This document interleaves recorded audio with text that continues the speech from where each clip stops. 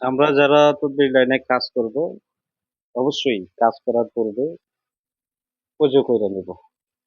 পাক পবিত্র হইয়া পরবর্তীতে আমাদের কাজ করতে হবে এবং অবশ্যই একটা পবিত্র জায়গায় বসতে হবে। যার আশেপাশে কোনো দুর্গন্ধ থাকবে না, জায়গাটা যেন পরিষ্কার হয়, পবিত্র হয়। এরকম একটা স্থানে বসে যখন আপনি কাজ করবেন, আপনার কাজটা ভালো হবে, কাজটা পরিপূর্ণ হবে। তো দেখা গেছে বদ মোয়াক্কেল, সিফতি মোয়াক্কেল অথবা খারাপ মোয়াক্কেল অথবা ধোঁকাবাজ জিন যারা আছে, একজন নতুন মুদাব্বির যখন কাজ করে, সে যখন একটা ছোট বাচ্চা অথবা একটা রুগী নিয়ে বসে, তার চোখের সামনে মোয়াক্কেল, ফ্রি মোয়াক্কেল হাজির করার জন্য অথবা তার আমলের মাধ্যমে যে জিনটা আসছে তারা হাজির করার জন্য, তখন আউট থেকে খারাপ জিন চলে আসে অথবা বদ মোয়াক্কেল চলে আসে, আইসে তারা কি করে, তার কাজের মধ্যে বাধা দিয়ে নানান ভাবে ধোঁকা দেয়, তারা নানান সমস্যা করে। এর থেকে পরিত্রাণের জন্য আজকের বলে দেওয়া আমলটা আপনারা করে নেবেন। যখন আপনারা কাজে বসবেন তখন তাওবা করবেন ৩ বার, দরুদ ইব্রাহিম করবেন ৩ বার। কইরা আপনারা নিয়ত কইরা আপনারা নিয়ত করবেন, মনে মনে নিয়ত করলে হবে যে আল্লাহ, আমি তদবিরের কাজে বসছি, এখানে আমি যে লোক ডাকবো এই লোক ব্যতীত অন্য কোনো লোক যাতে আসতে না পারে। আপনার কাছে আশ্রয় চাই এবং আপনার কাছে সাহায্য চাইতেছি। আপনি আমাকে আশ্রয় দান করেন এবং সাহায্য করেন। আমার লোক ব্যতীত আমি যাদেরকে ডাকবো তারা ব্যতীত যাতে কেউ আসতে না পারে। এভাবে আপনি নিয়ত করবেন এবং শুধু আপনি যারে ডাকবেন, অনুমতি দিবেন, সেই আসতে পারবে। আপনার অনুমতি ব্যতীত আর কেউ আসতে পারবে না। তো পরবর্তীতে আপনারা কি করবেন আমি বলে দিতেছি আমলটা। আপনারা আমলটা খুব গুরুত্ব সহকারে আমলটা করবেন। বিসমিল্লাহির রহমানির রহিম। ওয়াইজা সামিউল্লাহ, কথা বলবেন না, কথা বলবেন না। ওয়াইজা সামিউল্লাহ ওয়ায়াবসিরু বিহা ফিল মুমিনিন ওহুয়া ওহুয়া যালামতুম ফি জিন্নাতিল ওয়া শাইতানিল কাফিরিন আল্লাহি ওয়া শিফাইহিল মুমিনিন।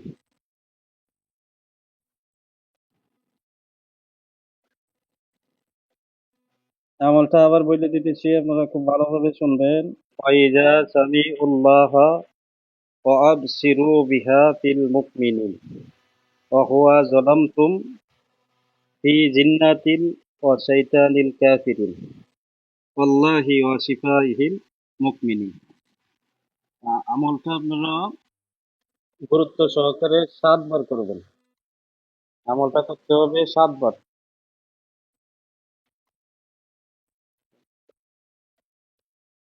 লোকটা খুব ডিস্টার্ব করতেছে। আরে ভাই, আপনি যদি কথা না শুনেন আপনি গ্রুপে আসছেন কেন? এখানে তো সবারই প্রত্যেকেরই সময়ের দাম আছে না? আপনারা বারবার বলতেছি, এরপরও আপনি কথা বলতেছেন, বিষয়টা তো ভালো দেখায় না। আপনি যদি ক্লাস না করেন আপনি ক্লাস থেকে বাইরে হয়ে চলে যেতে পারেন। আপনারা কেউ মিউট করতে পারেন না অথবা বাইর করে দিতে পারেন না? আব্দুল হান্নান ভাই, মানে ডিস্টার্ব করতে।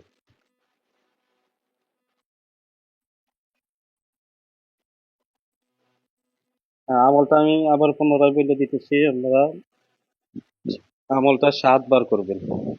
ওয়াইজা সামিউল্লাহ, আপনারা চাইলে খাতায় লিখে নিতে পারেন। ওয়াইজা সামিউল্লাহ ওয়াবসিরু বিহা, ওয়াইজা সামিউল্লাহ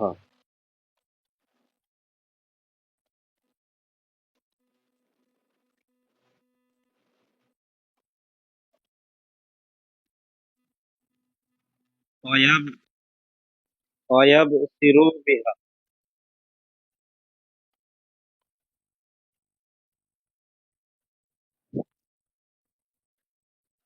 আমারে তো মিউট করতে আমারে আমি মিউট করতে পারতেছি না। মিউট করতে পারলে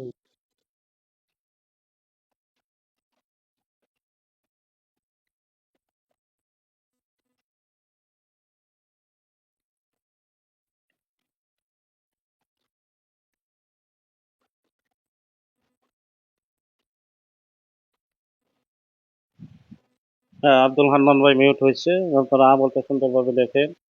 ওয়াইজা সামিউল্লাহ ওয়ায়াবসিরু বিহা ফিল মুকমিনিন।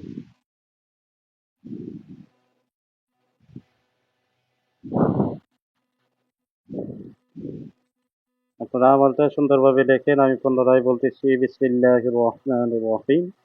ওয়াইজা সামিউল্লাহ ওয়ায়াবসিরু বিহা ফিল মুকমিনিন ওহুয়া যালামতুম ফি জিন্নাতিন ওয়া শাইতানিল কাফিরিন ওয়াল্লাহি ওয়া শিফাইহিল মুকমিনিন। আপনারা এটা ৭ বার করবেন। কইরা ৩ টা ফু দিয়ে দিবেন।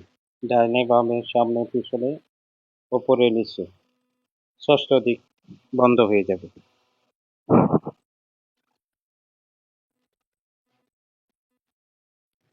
এটা একটা মাসনুন আমল, একটা মাসনুন দোয়া।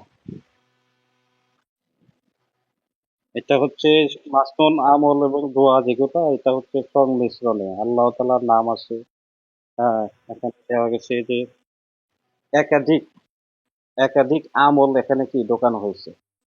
এই আমলটার ভিতরে একাধিক আমল ঢোকানো হয়েছে। যেমন এখান থেকে একটা আয়াত নেওয়া হয়েছে, আর এখান থেকে আরেকটা আয়াত নেওয়া হয়েছে, নিয়ে সংমিশ্রণে একটা আমল তৈরি করা হয়েছে। এবং এটা পরীক্ষিত আমল। যে আমলটা দিলাম এটা পরীক্ষিত আমল। আপনারা যারা এই আমলটা করবেন, আমি আশাবাদী আল্লাহ তাআলা অবশ্যই তৌফিক দিবেন। আপনারা এই আমলের মাধ্যমে উপকার পাইবেন। কারণ পরীক্ষিত আমল দিলাম। আপনারা যারে স্মরণ করবেন, যারে ডাকবেন, সে ব্যতীত অন্য কেউ আসতে পারবে না, ইনশাআল্লাহ।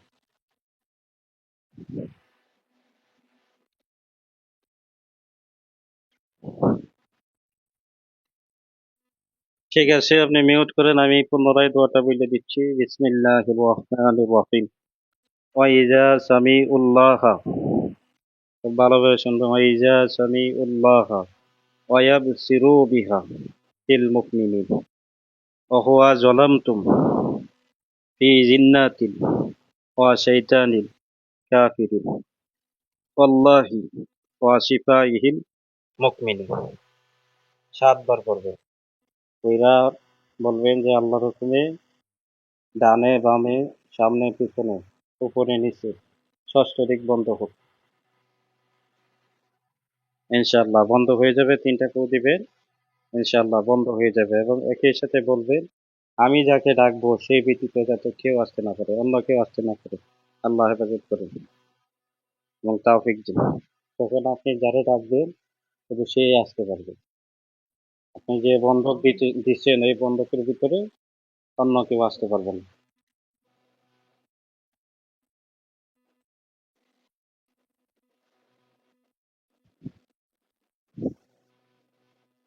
আপনাদের যদি আর কোনো বিষয় প্রশ্ন থাকে, একজন করে প্রশ্ন করুন।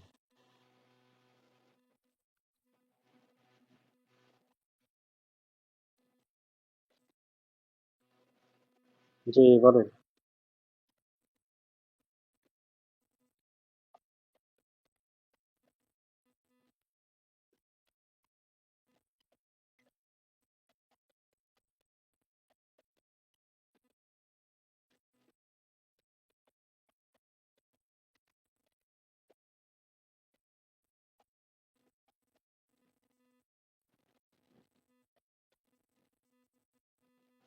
হ্যাঁ, আপনি সুন্দর প্রশ্ন করছেন। একটু মিউট করেন, আমি বলতেছি। আমার কাছ থেকে যারা ট্রান্সফার নেন, আমি তাদেরকে ট্রান্সফার দিই যারা মুদাব্বির আছেন, যারা এই লাইনে তদবির লাইনে কাজ করেন, দীর্ঘদিন যাবৎ কাজ করতেছেন, যারা চিকিৎসক আছেন, যারা কোরআনী আমলের মাধ্যমে সাধন করছেন কিন্তু ভালো জিন্নাত অথবা মুআক্কেলাত হাসিল করতে পারেন নাই, তাদেরকে আমি ট্রান্সফার দিয়ে থাকি। তো সেই ক্ষেত্রে আমার কাছ থেকে ট্রান্সফার নেওয়ার পরে যদি কোনো ট্রান্সফার কাইটে যায়, অথবা যে ট্রান্সফারটা নিয়েছেন এই ট্রান্সফারটা কি ফেল আসছে, ট্রান্সফারটা নাই, সেই ক্ষেত্রে অনেক সময় যে ঘটনাটা ঘটে, যে আমরা কাজ করি প্রত্যেকে কোরআন সুন্নাহর আলোকে। সেখানে যদি কোরআন সুন্নাহ ব্যতীত অন্য কোনো পদ্ধতিতে কাজ করতে যাই, শরীয়তের বাইরে কোনো একটা অবৈধ কাজ করতে যাই অথবা নাজায়েজ পন্থায় কোনো কাজ করতে যাই, সেই ক্ষেত্রে কিন্তু সে কাজটা করবে না, কারণ আমি তার এইভাবে অনুমতি দেই নাই। নাজায়েজ কোনো কাজ করার অনুমতি নাই, যে কোনো জায়েজ কাজ, যে কোনো ভালো কাজ তারে দিয়ে আপনারা করতে পারবেন। তো সেই ক্ষেত্রে যদি আপনারা তারে দিয়ে খারাপ কাজ করার চেষ্টা করেন, সেই ক্ষেত্রে ট্রান্সফারটা খাইতে যাবে, অথবা এখান থেকে সে কি করবে, নিজে নিজেই চলে আসবে। তার এইভাবে বইলে দেওয়া হয়েছে। আরেকটা হচ্ছে যে কিছু দুষ্ট প্রকৃতির লোক আছে, খারাপ প্রকৃতির লোক, তারা কি হিংসার বশে হইতে পারে, একজনের ট্রান্সফারটা আরেকজনে কি করে নষ্ট করে দেয়। তো এইরকম লোককে আল্লাহ তাআলা হেদায়েত দান করে। যারা ধরেন আপনি একটা চারা রোপণ করছেন, হ্যাঁ, এই চারার মধ্যে যদি এই চারাটা যদি বড় হয়, আপনার এই কাজে লাগবে, অন্য জনের কাজে লাগতে পারে। তো দ্রব আপনার একটা মেহমান আছে, ভালো মেহমান আছে, তো সেই ক্ষেত্রে এটা যদি সে, আপনার যে মেহমানটা আছে, এটা আপনার নামে বাধ্য, সে যদি এটার বাধ্যটা খাইতে দেয় অথবা এটাকে কোনো ডিস্টার্ব করে, অথবা সে যাতে আপনার কাছে থাকতে না পারে, এই ধরনের কোনো পদক্ষেপ নেয়, সেই ক্ষেত্রে বুঝতে হবে যে সে যে কাজটা করছে সম্পূর্ণরূপে অন্যায় করছে। এরকম কিছু চক্র আছে, এরকম কিছু লোক আছে যারা কি এই কাজটা করে। তো আল্লাহ তাআলা তাদেরকে হেদায়েত দান করে, তারা কোনোদিন সফল হইতে পারবে না। আপনি যদি আমার ক্ষতি করেন অথবা আমি যদি আপনার ক্ষতি করি, যদিও অন্যান্য লোকজন জানে না, তো মালিক ঠিকই দেখছে, মালিক ঠিকই সবকিছু দেখেন, সবকিছু জানেন। এই জন্য আমাদের করণীয় কি, আমরা একজন আরেকজনের উপকার করব, একজন আরেকজনকে হিংসা করব। হিংসা, লোভ, লালসা, এগুলো আল্লাহ তাআলা পছন্দ করেন। এই জন্য হিংসা, লোভ, লালসা থেকে বিরত থাকবে, একজন আরেকজনকে উপকার করবে। তার কাছে মেহমান আছে, আলহামদুলিল্লাহ, আমি চেষ্টা করি মেহমানের জন্য, অথবা সে কিভাবে পাইছে তার কাছ থেকে পরামর্শ নিয়ে সেই পরামর্শ মোতাবেক আমিও চলি, আল্লাহ তাআলা আমাকেও দিতে পারেন। তো এখানে হিংসা করার কোনো কি আমি কিছু দেখি না। আর কারো প্রশ্ন আছে?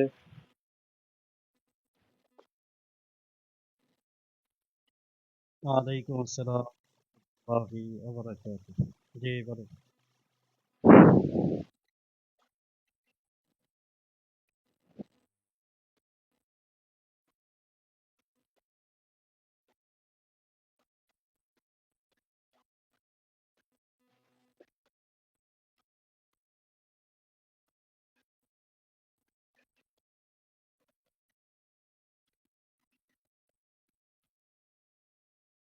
আলহামদুলিল্লাহ, সুন্দর প্রশ্ন করছেন।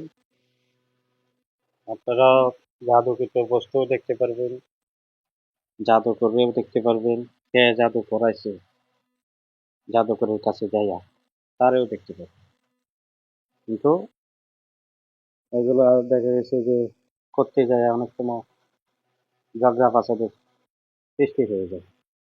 তো যারা এই কাজটা করবেন অবশ্যই সতর্ক থাকবেন, যাতে আপনার কোনো ক্ষয়ক্ষতি না হয়, আপনারা যাতে এসে কেউ দোষারোপ করতে না পারে যে আপনি নাম বলে দিলেন কেন, আপনি নাম বলছেন, আপনার কোনো এখন বিপদ হবে, আপনারা কি রাস্তাঘাটে আটকে দিতে পারে, নানান ঝামেলা করতে পারে। এরকম কোনো রিস্ক নেবেন না। কাজ করতে যাবেন, যদি দেখেন যে আপনার কোনো বিপদ আপদ নাই, সেই ক্ষেত্রে আপনি এই কাজটা করবেন। এরকম ভাবে বলা আছে যে আল্লাহ তাআলার কালামের মাধ্যমে ৭০ হাত মাটির নিচে কি আছে তাও কি স্পষ্টভাবে দেখা যায়। আল্লাহর কালামের শক্তিতে ৭০ হাত মাটির নিচে কি আছে তাও দেখতে পাবেন। তবে আপনাকে বিশ্বাস রাখতে হবে। আমি আজকে বইলে দিতেছি একটা আমল, যে আমলের মাধ্যমে আপনারা যে কোনো তাবিজ, শ্মশানে থাক, কবরস্থানে থাক, তিন রাস্তার মাথায় থাক, হ্যাঁ, ভিটা,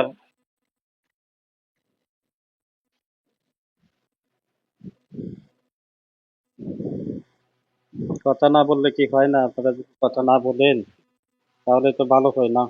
কেন কথা বলতেছে? যে কোনো তাবিজ, আপনারা কি করতে পারবেন?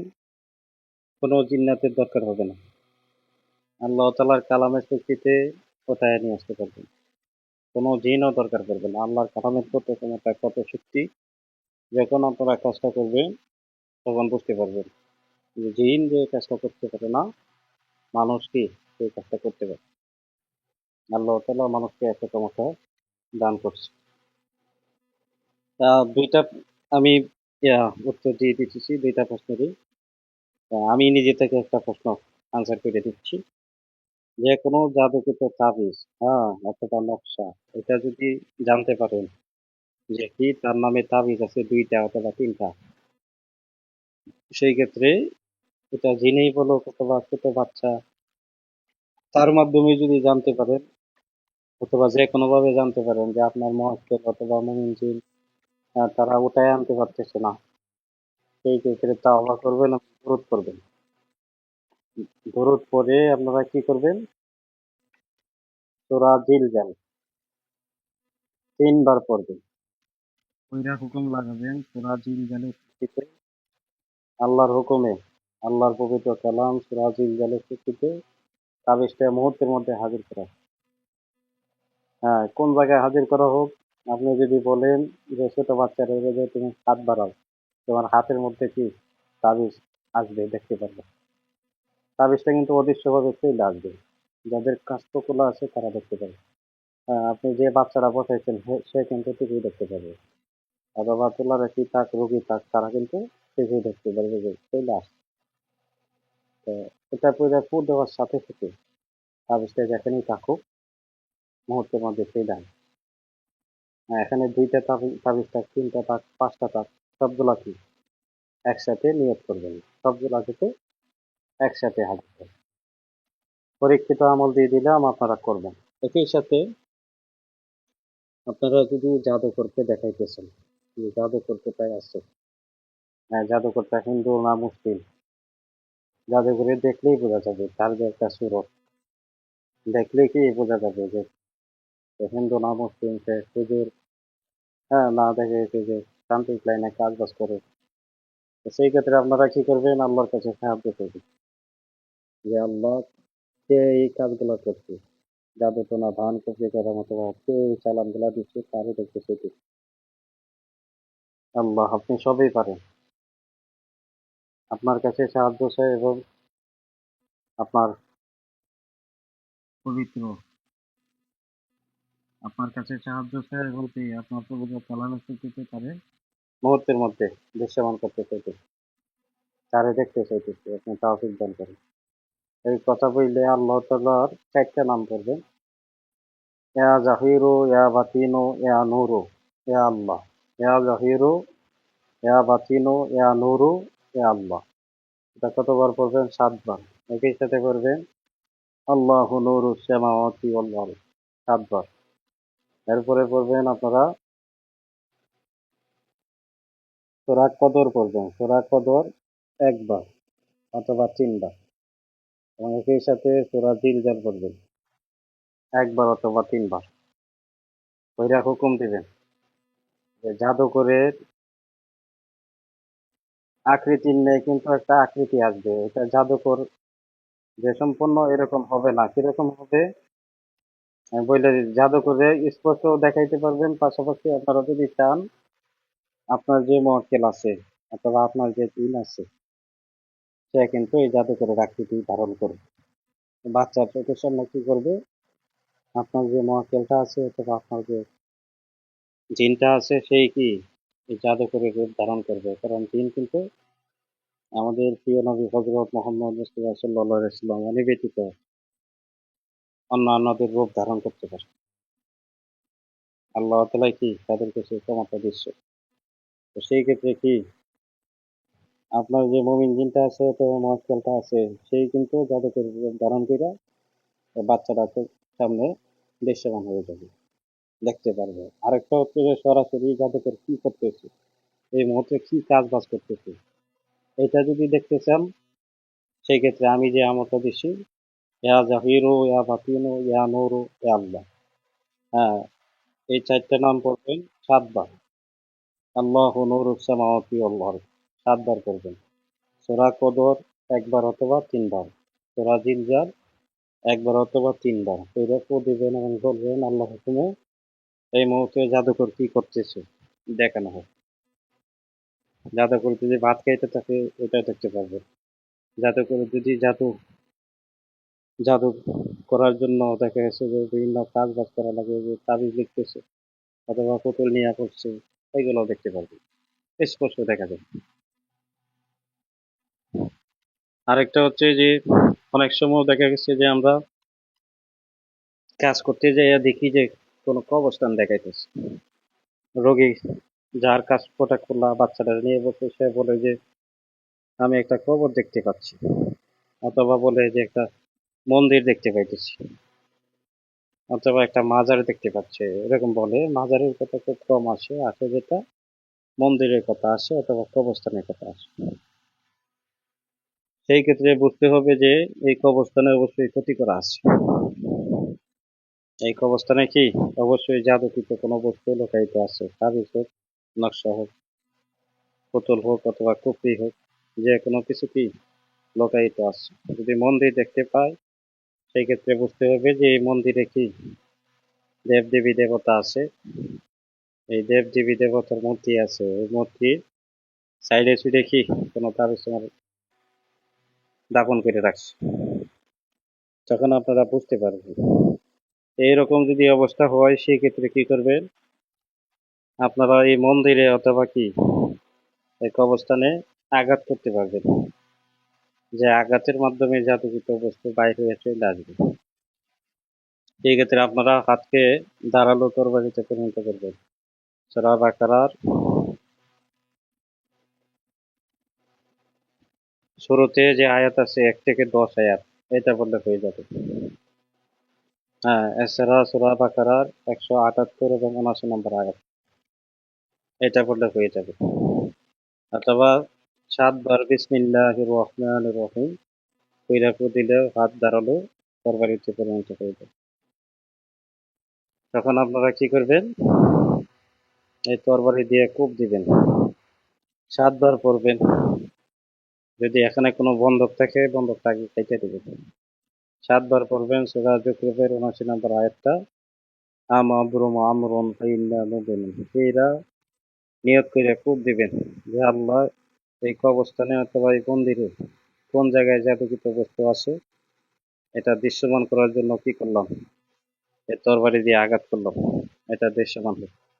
কোপ দেওয়ার সাথে সাথে ওখানে যদি জিন থাকে জিন বাইরে চলে আসবে, একবারে আপনার দিকে আসতে থাকবে।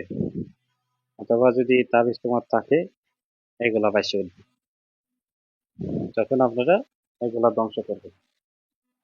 জিন থাকলে জিন বন্দি করবেন, অথবা তাবিজ থাকলে তাবিজ যেভাবে বলছে এভাবে উঠায় নিয়ে আসতে পারবেন, অথবা তাবিজ ওখানেই জ্বালায় দিতে পারবেন। এই জ্বালায় দিতে চান সেই ক্ষেত্রে আয়াতুল কুরসি পড়তে হবে, অথবা সূরা বুরুজের 10 নম্বর আয়াতটা পড়তে হবে। কইরা 5 মিনিট হোক 10 মিনিট হোক রোকাইয়া করবেন। রোকাইয়া করে ফু দিবেন, ইনশাআল্লাহ জাদুকৃত বস্তুগুলো নষ্ট হয়ে যাবে, কইরা ছারখার হয়ে যাবে। আর কারো প্রশ্ন আছে?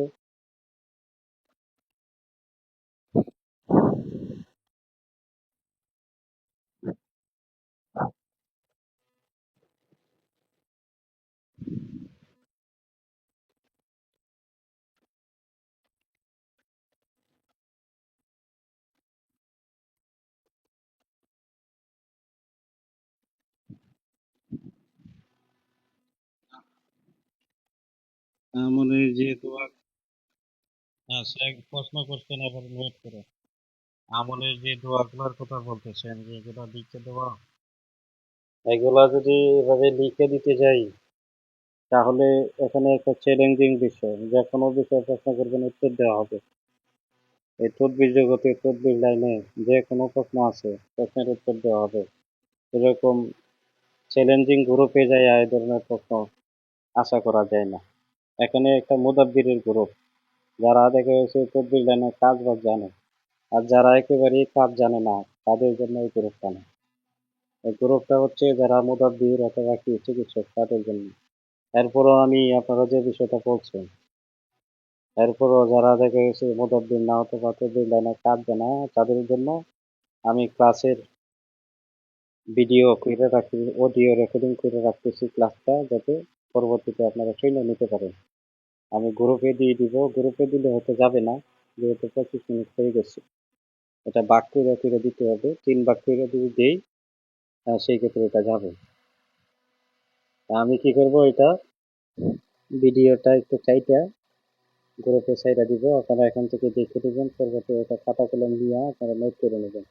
আর যেভাবে বলতেছেন এইভাবে দেওয়া সম্ভব না, কারণ আমরা ব্যস্ত থাকি, কাজে ব্যস্ত থাকি।